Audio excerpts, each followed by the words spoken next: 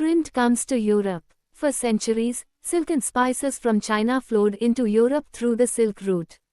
In the 11th century, Chinese paper reached Europe via the same route.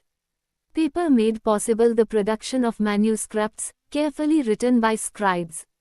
Then, in 1295, Marco Polo, a great explorer, returned to Italy after many years of exploration in China.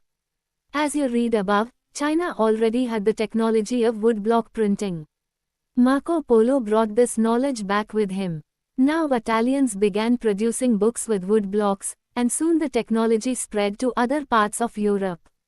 Luxury editions were still handwritten on very expensive vellum, meant for aristocratic circles and rich monastic libraries which scoffed at printed books as cheap vulgarities. Merchants and students in the university towns bought the cheaper printed copies. As the demand for books increased, booksellers all over Europe began exporting books to many different countries.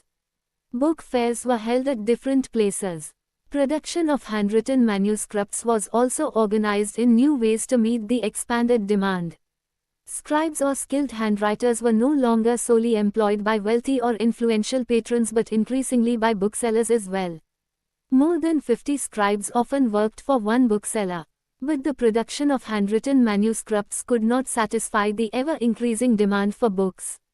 Copying was an expensive, laborious and time-consuming business. Manuscripts were fragile, awkward to handle, and could not be carried around or read easily. Their circulation therefore remained limited. With the growing demand for books, woodblock printing gradually became more and more popular. By the early 15th century, woodblocks were being widely used in Europe to print textiles, playing cards, and religious pictures with simple, brief texts.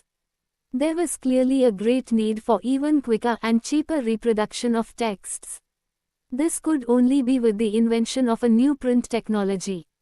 The breakthrough occurred at Strasbourg, Germany, where Johann Gutenberg developed the first known printing press in the 1430s.